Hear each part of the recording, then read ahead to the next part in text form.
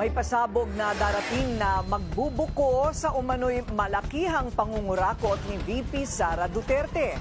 Ayon kay dating Senador Antonio Trillanes, may magsasampa ng isang reklamo at ebidensya na anya'y siguradong magpapatunay ng malawakang anomalya na kinasasangkutan daw ng bise.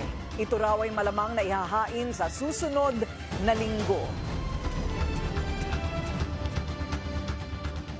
Balita ko, meron pa daw kayong hindi pa inilalabas.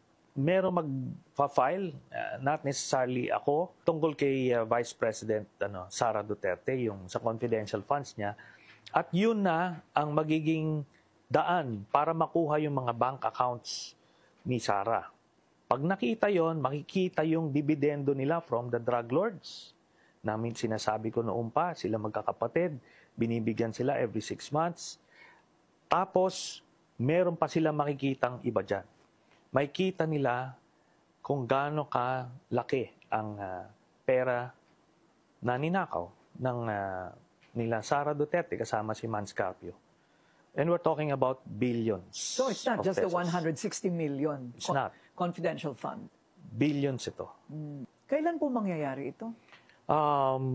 Pagka na-file na nila, so the Ombudsman, through the Memorandum of Agreement with AMLAC, pwede nila makuha lahat yun.